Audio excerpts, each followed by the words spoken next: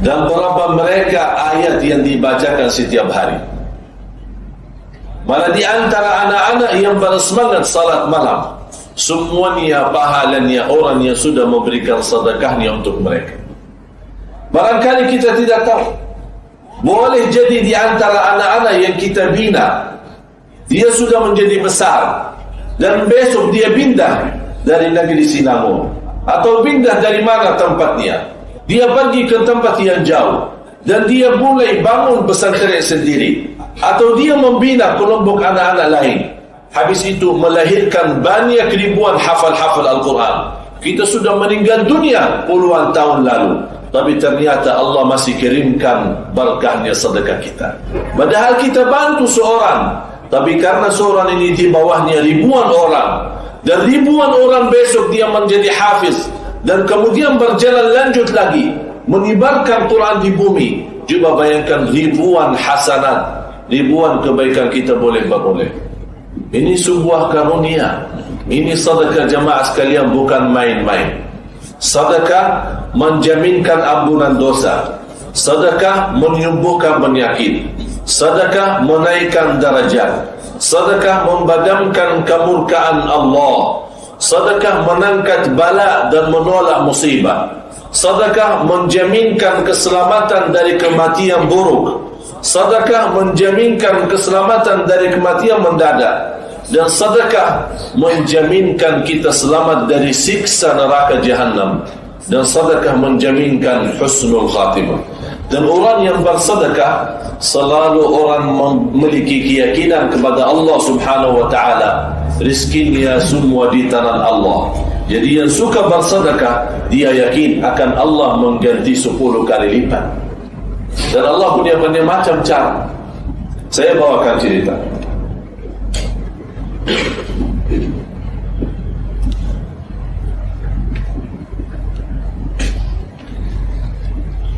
Saya punya guru.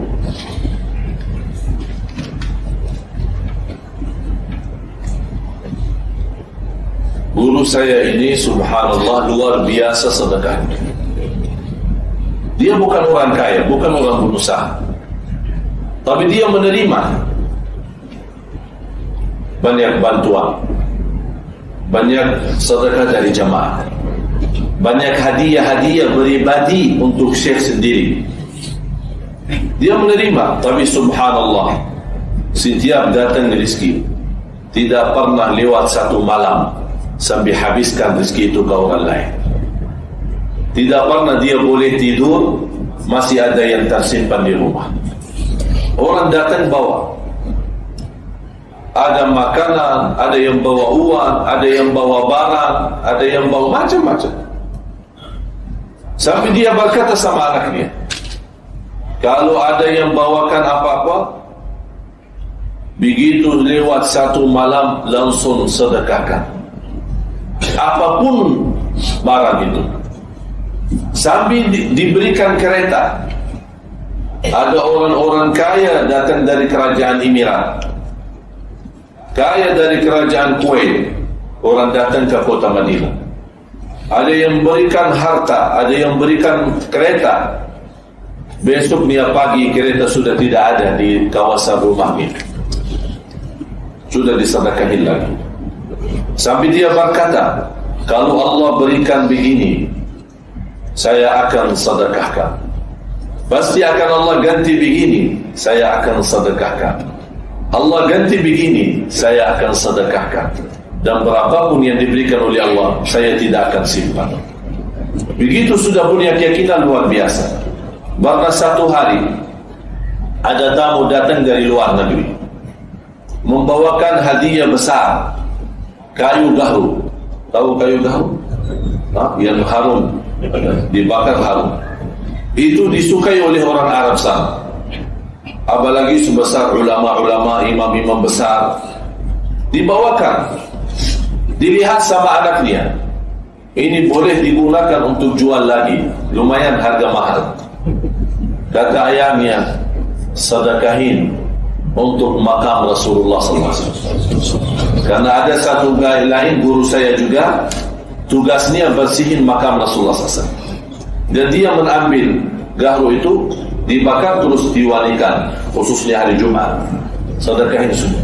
Ayah, ini barang mahal. Ini buat apa sedekah? Sudah sebagian saja kita jual. Ini besar, dia punya beg besar.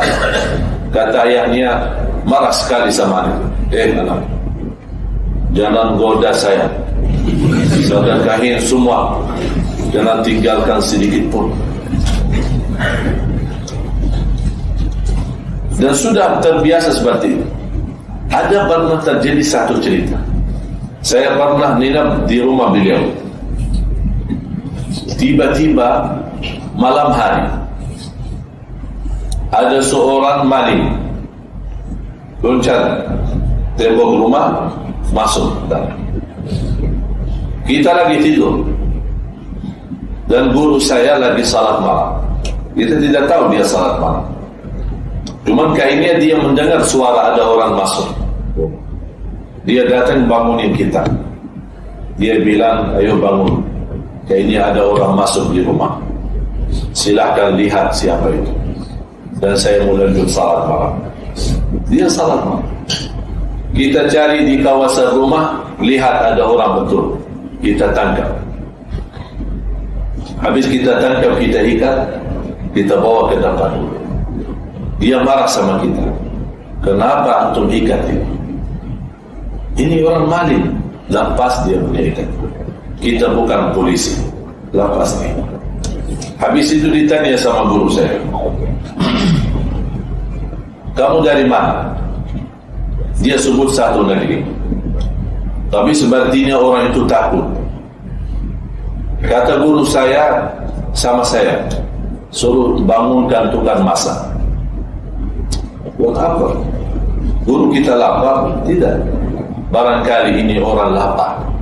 Sudah cukup malam, barangkali dia belum makan. Di bawah kita bangunin tukang masak. Dia buat makanan untuk maling. Orang maling. Pencuri. Habis dia makan, habis dia selesai, ditanya sama guru saya, kenapa antum mencuri? Ada perlu apa? Terus orang itu cerita, saya punya ayah lagi di rumah sakit, lagi dioperasi, dan masih ada kurang biaya, kurang lebih 10.000 rial. 10.000 rial. Dan saya orang tenaga kerja, tidak punya uang sebesar itu. Langsung guru saya ditahankan orang itu sampai besok.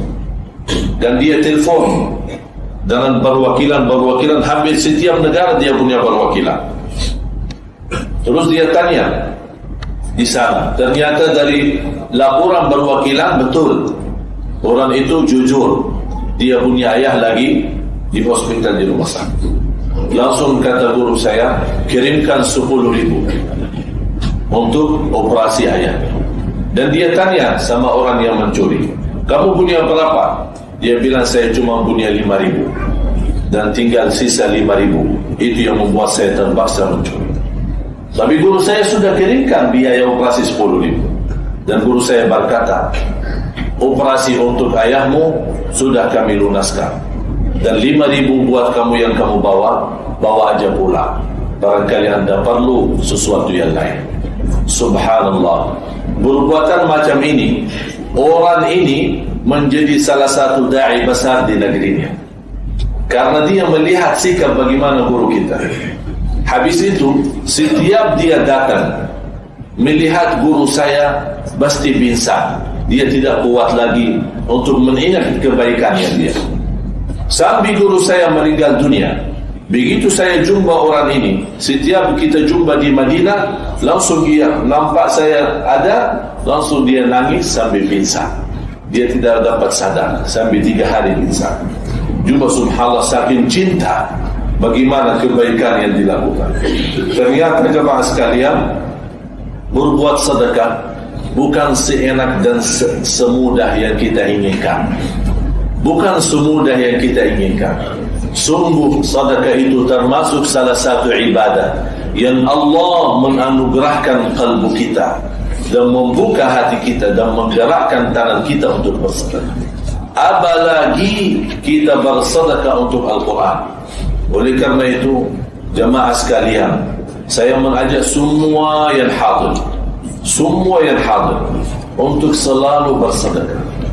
Sedekah sungguh benar-benar mampu memberikan segala kemudahan dari segala kesusahan. Bukan hanya susah dunia, juga termasuk susah di akhirat. Yang kedua, salat malam. Salat malam.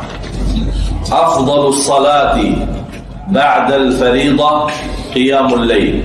Salat yang terbaik sesudah salat fardu qiyamul lail. Dan saya selalu berkata sama jemaah, jangan tinggalkan salat malam walaupun 2 rakaat tutup dengan witir.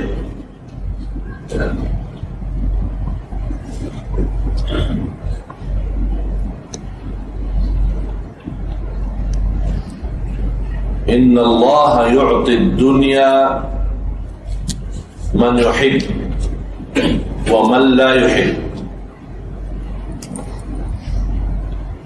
wa la yu'ti al-akhirata illa man ahab. Allah memberikan dunia kepada siapa-siapa. Boleh kepada yang dicintai Allah, boleh juga tidak. Jadi yang mendapatkan dunia belum tentu dicintai Allah. Tapi yang kalau dapat agama, yang dapat takwa, yang dapat cinta Allah, yang dapat cinta Rasulullah, yang dapat jaga salat malam, yang dapat dengan senang menjalankan sedekah, itu terjadi, itu tanda Allah mencintai kita. Jadi kalau kita punya dunia, punya kekayaan, punya harta, rumah bagus, kereta bagus, dan keturunan yang banyak, usaha di mana-mana, Allah kasih dunia, walaupun kita orang saleh, tapi belum tentu Allah cinta kita. Allah berikan dunia kepada yang dicintai Allah, dan juga Allah berikan dunia kepada orang yang kafir, orang yang tidak beriman. Apakah Allah memberikan dunia ke orang kafir? Apakah Allah cinta orang kafir? Jelas tidak. Tapi begitulah dunia. Karena dunia bagi Allah terhina, dunia bagi Allah tidak ada arti. Malah sayap nyamuk lebih besar di sisi Allah daripada dunia dan segala isinya. Malah dunyatun mal'una, mal'unun ma fiha illa zikrullah wa alim wa muta'allim wa mawala. Dunia ini dilaknati Allah kecuali orang yang senantiasa berzikir dan orang alim dan yang belajar ilmu dan sebesar semacam-macam mereka. Berarti jamaah sekalian, tidak ada tanda orang yang mendapatkan dunia berarti dicintai Allah. Tapi ada satu tanda, orang yang beragama, orang yang bertakwa, orang yang salih, orang yang selalu jaga akhlak mulia, yang selalu menjaga salat malam, dan selalu dengan senang bersedekah. Ini menjadi salah satu tanda Allah senang sama kita. Allah subhanahu wa ta'ala cinta sama kita. Kalau anda mau tahu rahasia salat malam, ini ayatnya. Sampai ulama tafsir menjelaskan ayat ini turun kepada Sayyidina Uthman, yang dikenal sebagai salah satu sahabat ahli salat malam. Malah dikenal beliau salat malamnya sepanjang malam 30 juz satu malam. Kalau kita 3 surah minta ampun, ini 30 juz satu malam. Kalau kita mau hitungkan dalam waktu kita sekarang, tidak dapat kita khatam dalam satu malam 30 juz. Itu tanda keikhlasan dan kesungguhan mereka menjaga salat malam. Allah berikan keberkahan salatnya dan keberkahan ibadah sampai dia merasa boleh khatam Al-Quran 30 juz dalam satu malam, tapi tidak habis malamnya. Ini menjadi namanya barakah waktu. Namanya barakah waktu. Kita boleh menghabiskan banyak ibadah dalam waktu yang singkat, waktu yang sebentar. Kalau anda boleh memiliki banyak kerjaan, diselesaikan dalam waktu sebentar, itu tanda berkah waktu. Tapi kalau kita punya kerjaan, banyak kerjaan, tapi kita tidak mampu menghabiskan kerjaan kita, padahal waktu cukup lama, berarti kita kehilangan keberkahan waktu. Yang menghilangkan keberkahan waktu adalah dosa dan maksiat. Ada seorang wanita bertanya, saya senang salat malam, tapi kenapa susah sekali bangun malam? Yang merasa susah bangun malam kata, saya pertama orang susah bangun malam. Yang merasa diri susah bangun malam, salat malam kata, tak apa, jangan malu, biar saya kasih obatnya. Di belakang, oh, coba tangannya ada kelihatan, bawa cincin tak? Ada cincinnya. Masya Allah, saya senang tadi waktu acara duha di surau An-Nur, luar biasa sedekah niat. Mohon maaf, kita lelaki kalah sama wanita. Sambil wanita itu kurbankan masnya tidak dibawa pulang. InsyaAllah mudah-mudahan wanita surau Subah sama. Tidak ada yang bawa pulang ya. Bu, udah ada suaranya. Ikhlaslah. Mohon maaf, saya tidak memaksa, tapi saya tahu dan yakin nanti ada satu saat kita boleh menjadi salah satu yang mensedekahkan untuk jalan Allah, pasti akan mendapatkan kebahagiaan. Dan disitulah saat dia mendapatkan kebahagiaan, dia ingin, bila ada kesempatan lagi saya mau bersedekah lagi. Tapi orang yang tidak bersedekah, nanti ada satu saat dia akan nyesal, dan dia berharap bila ada kesempatan lagi untuk bersedekah, tapi sudah tidak ada kesempatan karena sudah habis waktu. Oleh karena itu, setiap ada kesempatan Allah anugerahkan rizki, jangan ragu-ragu, segera kita bayarkan di jalan Allah. Karena orang yang berusaha berbisnis sama Allah tidak ada ruginya sama sekali. Boleh kita berbisnis di dunia, belum tentu beruntung terus, tapi berbisnis sama Allah 100% beruntung, malah 700 kali lipat. 700% Allah ganti, artinya 700 kali lipat Allah mengganti, karena Allah telah berjanji. Dan kita semua tahu, Inna Allah la yukhliful mi'ad, Allah tidak pernah mengingkari janjinya. Ada seorang bertanya Imam Al-Hasan Al-Basri rahimahullah,